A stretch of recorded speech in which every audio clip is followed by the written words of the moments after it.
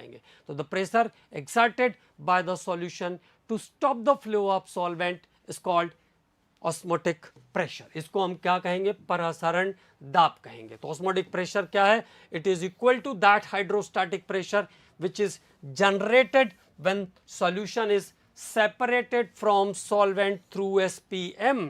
ठीक है, तो सॉल्वेंट के फ्लो को स्टॉप करने के लिए, रोकने के लिए जितना प्रेशर लगेगा उसको क्या कहते हैं? ऑस्मोटिक प्रेशर कहते हैं। It is equal to that hydrostatic pressure which is generated when solution, तो दो सॉल्यूशन को जब आप सेमी परमेएबल मेम्ब्रेन से सेपरेट करोगे तो वहां पर जो प्रेशर एग्जर्ट करेगा, दो अलग अलग कंसंट्रेशन के सॉल्यूशन है इसलिए आ रहा है, तो डिफरेंट कंसंट्रेशन के सॉल्यूशन को जब आप सेमी परमेएबल मेम्ब्रेन से सेपरेट करोगे तो वहां पर जितना प्रेशर एग्जर्ट करेगा उसको हम क्या कहेंगे? ऑस्मोटिक प्रेशर कहेंगे। उसको हम क्या कहेंगे? ऑस्मोटिक प्रेशर कहेंगे। यहीं पे एक चीज और सीखते हैं। देखो, अगर मेरे पास दो अलग अलग सॉल्यूशन है, चलो ऐसा ले लेते हैं, जैसे मान लो ये सी वाटर है, कंसंट्रेशन बहुत ज्यादा होगा सी वाटर का, सी वाटर में सॉल्ट घुले रहते हैं। यहां पे क्या है? प्योर वाटर है, तो प्योर वाटर में कंसंट्रेशन कैसा रहेगा? पानी ही पानी रहेगा, है ना। तो अगर मैं नेचुरली देखूं तो यहां पे वाटर कैसा है? मोर है, तो मोर वाटर, मोर वाटर। यहां पे कैसा है? लेस वाटर, तो नॉर्मल लेस वाटर। तो नॉर्मल कंडीशन में क्या होगा? जहां वाटर ज्यादा था वहां से लेस वाटर की तरफ चले जाना चाहिए। हाँ, नॉर्मली क्या होगा? मोर वाटर से लेस वाटर की तरफ चला जाएगा। लेकिन हम करते क्या है?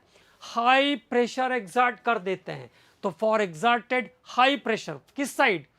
सॉल्यूशन के साइड, सी वाटर के साइड हाई प्रेशर लगा देते हैं। जितना नेचुरल से लग रहा होगा उससे 10 गुना ज्यादा लगा देंगे, और ज्यादा प्रेशर लगा देंगे। तो सी वाटर क्या होगा? Applying very high pressure, sea water is converted into fresh water. तो अप्लाइंग वेरी हाई प्रेशर और नेचुरल जो ऑस्मोटिक प्रेशर लग रहा है उससे ज्यादा प्रेशर लगा के हम उसको उल्टे दिशा में बहा देंगे। ठीक है, तो applying very high pressure, the sea water is converted into natural water. Sea water is passes through the natural normal water। तो सी वाटर को कहां ले गए? नॉर्मल वाटर में ले गए, हाई प्रेशर लगा करके। By applying high pressure, naturally अपने आप ऐसा नहीं होने वाला है। This phenomena is known as reverse osmosis. तो ऑस्मोसिस के डायरेक्शन को हमने क्या किया?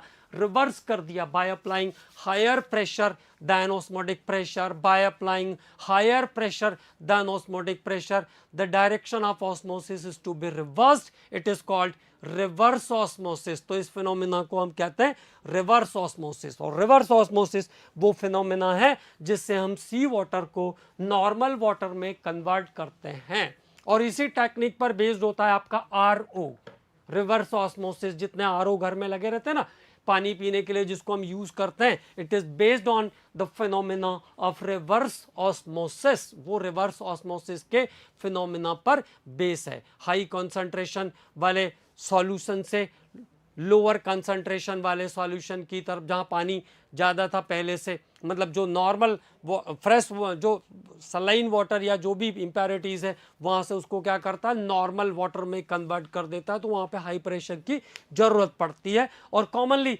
जो सेमी परमेएबल मेम्ब्रेन्स की बार बार बात आ रही, वो भी हम कहाँ यूज करते हैं? और हमें यूज करते हैं, है ना। आपने सुना भी होगा कि 1-2 साल में उसका सेमी परमेएबल मेम्ब्रेन खराब हो जाता है।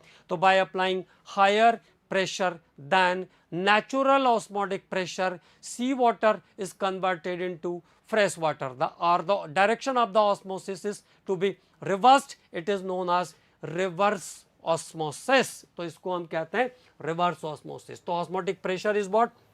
It is equal to the hydrostatic pressure which is generated when solution is separated from solvent through SPM। Now what? तो methods use to measure osmotic pressure, वो विधियां जिनसे हम परासरण दाब को मापते हैं, केवल नाम याद रखना है। Only know the names of that methods. ठीक है, तो कौन कौन से मेथड यूज होते हैं जिनसे हम ऑस्मोटिक प्रेशर को मेजर करते हैं? दैट इज पहला, बर्कले हर्टले। नाम याद इसलिए रखना है कि कभी कभी ऐसा क्वेश्चन आ जाता है कि कौन सी मेथड को हम ऑस्मोटिक प्रेशर से मेजर, ऑस्मोटिक प्रेशर को किस मेथड से मेजर कर सकते हैं या किससे नहीं कर सकते हैं, तो that time it is required. Okay, Berkeley Hartley, और बार्कले हार्टले लैब मेथड भी है। Morse and Frazer, P Pfeffer's, De Vries and Townsend porous disc method, Townsend porous disc method, ये सब कुछ इंपॉर्टेंट मेथड्स हैं जिनसे हम ऑस्मोटिक प्रेशर को मेजर करते हैं। केवल नाम याद रखने हैं, ऑब्जेक्टिव क्वेश्चन में काम आ सकती है। ठीक है, तो ये हुआ आपका कॉलिगेटिव प्रॉपर्टी का स्टार्टिंग। अगले लेक्चर में हम लोग ऑस्मोटिक और ऑस्मोटिक प्रेशर से ही रिलेटेड टॉपिक पर बात करने वाले हैं। इसमें और क्या क्या चीज़ें हमें पढ़ना है उस टॉपिक पर बात करेंगे। दूसरी बात यह है कि जिन बच्चों को थोड़ा दिक्कत महसूस हो रहा है अभी, उनको ये ध्यान रखना है कि जब हमें 11th के सभी कॉन्सेप्ट क्लियर नहीं जो कि यहाँ पे यूज़ हो रहे हैं तो थोड़ी बहुत प्रॉब्लम होगी, लेकिन धीरे धीरे धीरे आपको केमिस्ट्री समझ में आने लगेगी। मैंने कहा कि आप आराम से काम करते रहिए, टेंशन मत लीजिए। 11th वाले पोर्शंस को आप जब कंप्लीट करेंगे तो आपको सारे कॉन्सेप्ट्स अपने आप क्लियर हो जाएंगे, लेकिन जब तक वो पूरे क्लियर नहीं हो रहे हैं तब तक थोड़ी प्रॉब्लम होगी। लेकिन अगर हम किसी चीज़ को क्विट कर देंगे तो वो तो उसका परिणाम नहीं हुआ, तो वो तो और जो बचा हुआ है वो भी ख़त्म हो जाएगा। फिर तो क्विट नहीं करना है, स्ट्रगल करना है उसके आने तक, उन कॉन्सेप्ट्स के आने तक, 11th के 2-3 चैप्टर ख़त्म होने तक हमें उस पर लगातार काम करते रहना है। ये सही तरीका है, ठीक है। क्योंकि देखिए बहुत बड़े एग्जाम्स के लिए हम लोग जा रहे हैं तो छोटी मोटी चीज़ें होगी। मुझे भी मालूम है कि जब 11th की चीज़ें क्लियर नहीं होगी तो यहाँ पे थोड़ी दिक्कत आपको महसूस हो सकती है। और केमिस्ट्री बहुत इजी है, लेकिन बहुत सिस्टमेटिक अप्रोच के साथ जाना पड़ता है, नहीं तो मैंने बताया कि फिर वो इतना टफ लगती है कि समझ में नहीं आती। तो पेशेंस रखिए, काम करते रहिए, धीरे धीरे 11th की चीज़ों को क्लियर करते चलिए। हो सकता है अगर खुद से एक बार रीडिंग करके भी समझ में आए तो एक बार खुद से 3-4 चैप्टर, जो चैप्टर्स हैं आपके स्ट्रक्चर, पीरियोडिसिटी, बॉन्डिंग, रेडॉक्स, इन सबको खुद से करने की भी कोशिश करिए। तो कुछ आप करेंगे, कुछ मैं आपको 11th के पोर्शन पे जैसे जैसे आगे चलूँगा वो क्लियर होती जाएगी, तो सारी चीज़ें क्लियर हो जाएगी और तब तक हम 12th में भी 2-3 चैप्टर आगे चले गए होंगे। ओके।